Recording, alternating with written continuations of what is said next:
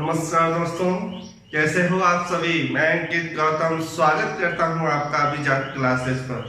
दोस्तों, पिछले वीडियो में हमने बात की थी सत्व विसर्ग संधि के विषय में और हमने कुछ विशेष नियमों की और ध्यान योग्य बातों को हमने जाना।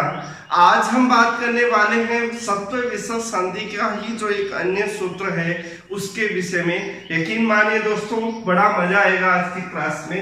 देखिए, शुरुआत करते हैं हम कल वाला जो हमने अध्ययन किया था उसी से आगे हम चलते हैं। और हमने कल सूत्र हमने देखा था विसर्जनीय सह सूत्र, जिसमें हमने क्या किया था कि विसर्ग के बाद में यदि कोई खर वर्ण हो तो विसर्ग का हम दंते से कर देते हैं और उसी में हमने कुछ ध्यान रखने ये बातों का भी हमने प्रकाश डाला था। आज हम बात करेंगे सत्व विसर्ग संधि का ही जो एक अन्य सूत्र है उसके विषय में। और वो सूत्र कौन सा है दोस्तों? वासरी। क्या है? वासरी सूत्र है दोस्तों, वासरी। वासरी।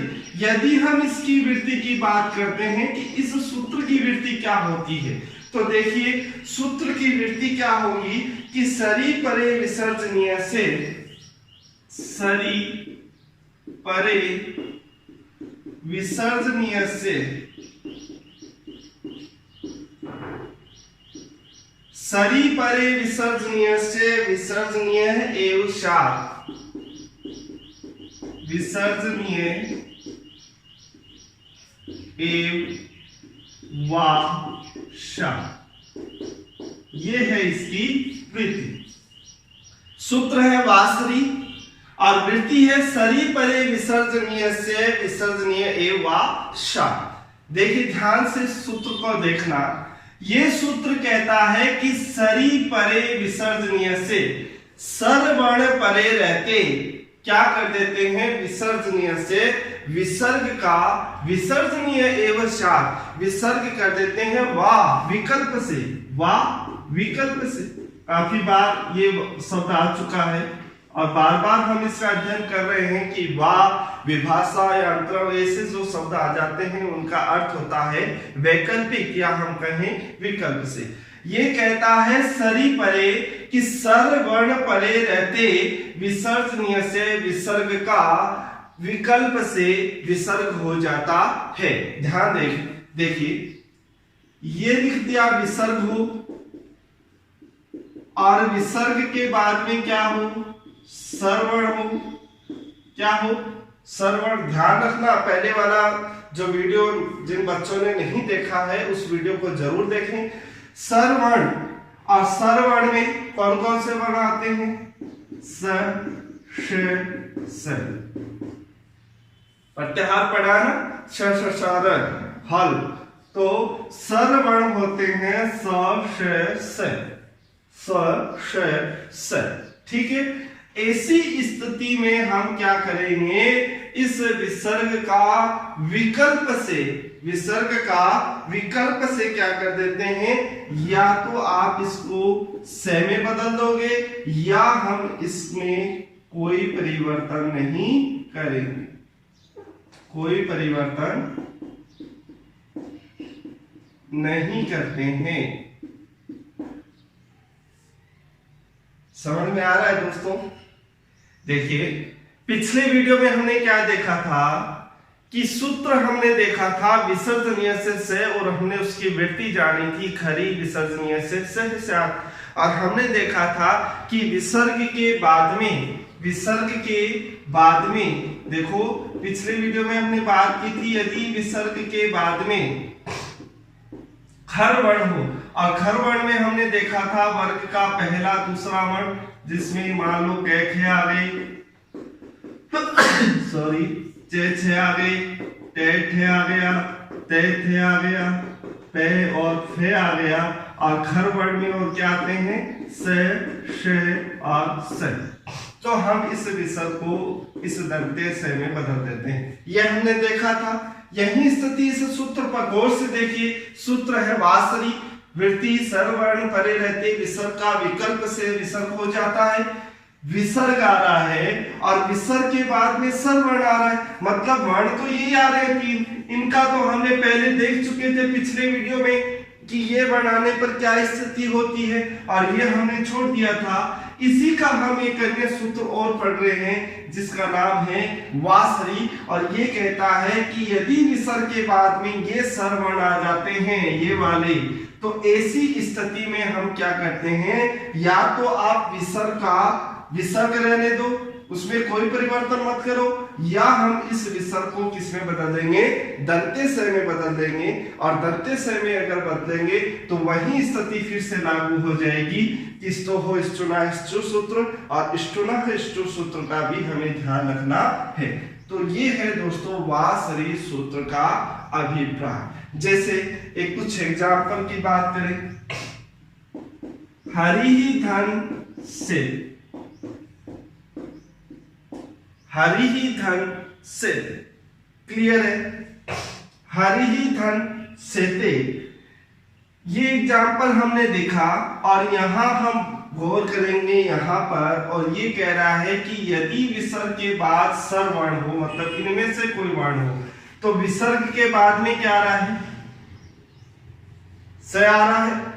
तो ऐसी स्थिति में आप क्या करेंगे, या तो विसर्ग का आप विसर्ग रहने दो, इसमें कोई परिवर्तन मत करो, और इसको बना दो हरि ही से। क्लियर है, विसर्ग के बाद में स वर्ण, ये सर वर्ण है, तो ऐसी स्थिति में दो आप शर्तें लागू कर सकते हैं, या तो इसमें कोई परिवर्तन मत करो, जैसा है वैसे का वैसे रहने दो, तो ये क्या हो जाएगा, हरि ही सेते, हरि ही सेते, हमने इसमें कोई परिवर्तन नहीं किया। या आप क्या कर सकते हैं कि इस विसर्ग को आप दंते स में बदलो, और दंते स में बदल दिया तो ये स्थिति हमारे सामने लागू हो जाती है, और हरि ही स के बाद में ये वाला स आ रहा है, स्तोहो स्टुना स्टु सूत्र रिपीट हो रहा है। तो ऐसी स्थिति में इस स को हम इस वाले स में बदल देंगे, तालव्य स में, और आगे है सेते, और ये संधि युक्त पद जो बन जाएगा वो हो जाएगा हरिस सेते। क्या बनेगा, हरिस से। तो आप यहाँ पर ऐसी स्थिति में दोनों ही नियम आप विकल्प से आप विसर्ग का विसर्ग रहने दो, ये भी सही माना जाता है, या आप इस विसर्ग को दंते स में बदलकर यहाँ पर स्तोहो स्टुना स्टु सूत्र के माध्यम से ये पद बना दो, ये भी क्या माना जाएगा, सही माना जाता है। क्लियर है। जैसे एग्जाम्पल है मनः धन संताप, मनः धन संताप। यहां पर देखिए विसर्ग आ रहा है, और विसर्ग के बाद में ये सर वर्ण आ रहा है से, तो ऐसी स्थिति में हम क्या करते हैं, या तो आप इसे ज्यों का त्यों रहने दो, इसमें कोई परिवर्तन मत करो, और ये शब्द संधि युक्त पद बन जाएगा मनः संताप है। या आप इसको करना चाहो, दूसरी स्थिति लागू करना चाहो, तो आप देखिए विसर्ग के बाद में से आ रहा है, तो विसर्ग का यहाँ से हो जाएगा, इसमें कोई नियम और लागू नहीं होता है, और ये बन जाएगा मनस संताप, मनस संताप। ठीक है। इसी तरह यदि हम अन्य एग्जाम्पल देखिए, निहिधन शुल्कम, निहिधन शुल्कम। क्लियर है। यहां पर देखिए क्या करना है, विसर्ग के बाद में सर वर्ण आ रहा है, तो या तो आप क्या कर दें, यहां पर इसे ज्यों का त्यों रहने दो, इसमें कोई परिवर्तन मत करो, और ये क्या बन जाएगा, निशुल्कम, सॉरी निशुल्कम। क्लियर है। और या आप इसको दंते स में बदल दो, और आगे क्या हो गया, शुल्कम। और यहाँ पर आपको पता है स्तोहो स्टुना स्टु सूत्र कहता है यदि स हो और तैवर्ग हो, और उसके बाद में यदि सकार या चैवर्ग का कोई वर्ण आ जाता है, तो ऐसी स्थिति में हम इस दंत्य से को इस तालव्य से में बदल देते हैं। ये सूत्र कौन सा सूत्र कहता है? स्तोहो-स्टुना-स्टु सूत्र कहता है। तो यहाँ पर एक आप इसे ऐसे भी लिख सकते हैं, निःशुल्क। ये भी क्या माना जाता है? सही माना जाता है। क्लियर है? इसी तरह एक अन्य एग्जाम्पल देखिए, चतुः धन षष्ठी। चतुः धन षष्ठी, देखिए विसर्ग आ रहा है और विसर्ग के बाद में क्या आ रहा है? शकार मूर्धन्य से आ रहा है। तो आप इसे ज्यों का त्यों रहने दो और ये क्या बन जाएगा? चतुः षष्ठी। चतुः षष्ठी। या आप इसमें परिवर्तन करना चाहते हैं तो विसर्ग आ रहा है तो इस विसर्ग को दंत्य से में बदल दो, और दंत्य से में यहां बदलोगे तो इसके बाद में क्या आ रहा है? मूर्धन्य से आ रहा है। तो यहाँ पर स्टुह सूत्र के माध्यम से हम क्या करेंगे? इस दंत्य से को किसमें बदल देंगे? मूर्धन्य से में बदल देंगे और ये बन जाएगा चतुष्षष्ठी। चतुष्षष्ठी, ठीक है। ये सूत्र कहता है वात्सरिक। वात्सरिक सूत्र क्या कहता है? ये आपके सामने मैंने लिखा। देखिए, यदि आप सत्व विसर्ग संधि की पहचान करना चाहते हैं, ये मैंने आपके सामने कुछ विशेष नियम रखे, सूत्र लिखे। अब आपको मैं एक बात बता देता हूं कि यदि कोई एग्जाम में आ जाता है सत्व विसर्ग संधि का, तो उसकी पहचान क्या करनी है? आप सिर्फ इतना ध्यान रखें, यदि आपको ऐसा कोई शब्द है जिसके अंदर तीनों से में से कोई भी से दिखाई दे रहा है, तो आप समझ जाएं वहां पर कौन सी संधि होगी। वहां पर कौन सी संधि होगी दोस्तों? सत्व विसर्ग संधि हो रही है। क्लियर है? अब देखिए, याद रखें, इससे कोई शब्द हो, आपने बहुत से एग्जाम्पल देखे हैं जिसके अंदर मैं कुछ एग्जाम्पल देखे आपके सामने रख रहा हूं, जैसे नमस्ते, नमस्ते, हरिष्यते, धनुष्टंकार, धनुष्टंकारे,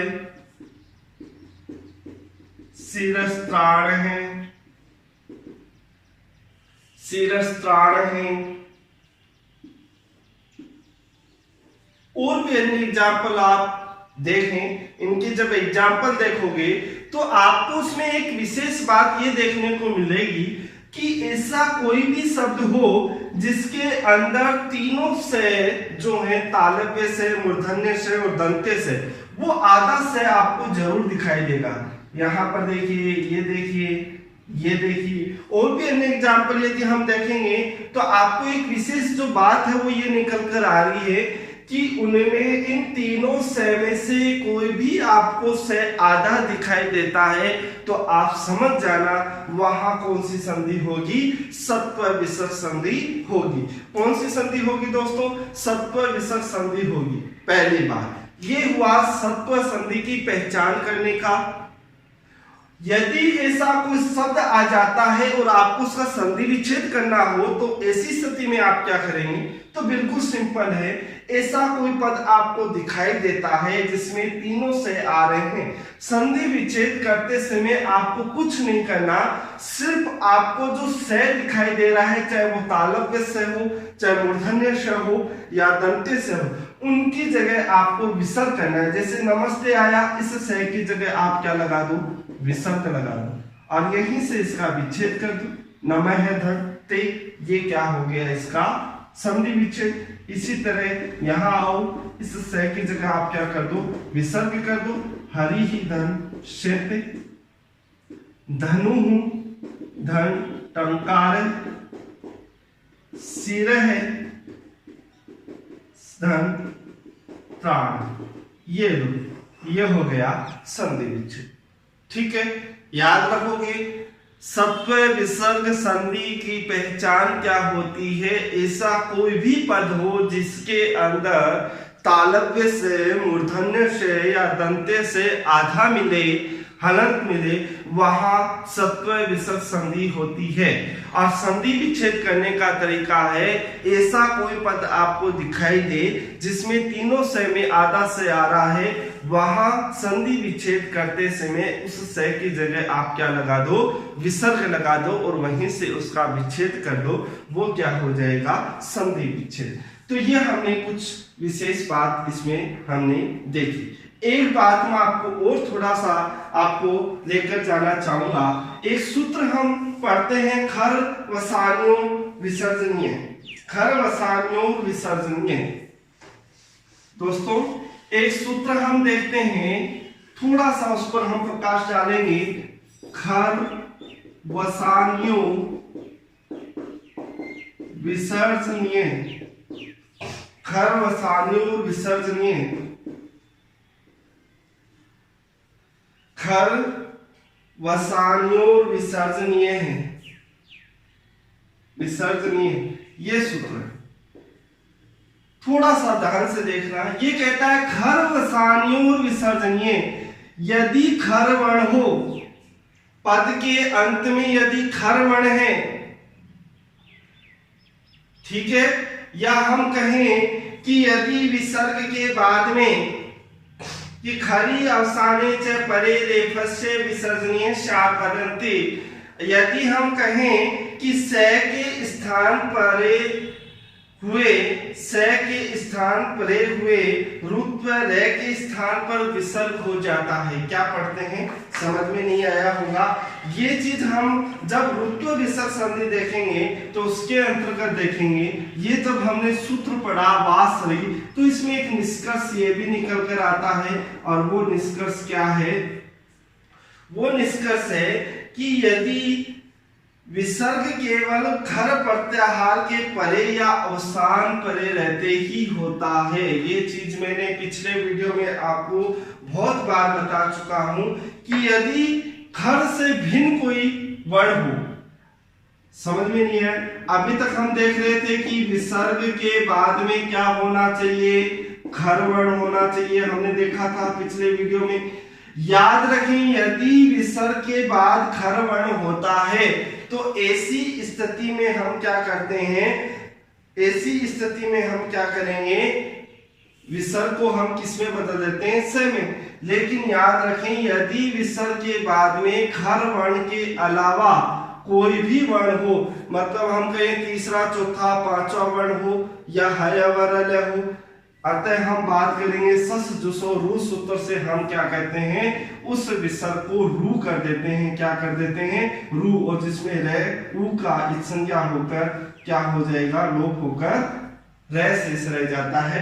ये हम थोड़ा सा आपको अगला जो वीडियो हम बात करेंगे रुत्व विसर्ग संधि की, उस समय आपको थोड़ा सा समझाने का प्रयास करेंगे। तो दोस्तों, हमने बात की सत्व विसर्ग संधि का जो सूत्र है वासरी, उस सूत्र के विषय में। दोस्तों, उम्मीद करता हूं आपको समझ में आया होगा। समझ में आया हो तो लाइक करें, शेयर करें और हमारे इस चैनल अभिजात क्लास को सब्सक्राइब कर लें। अगले वीडियो के साथ फिर मिलेंगे। जय श्री श्याम।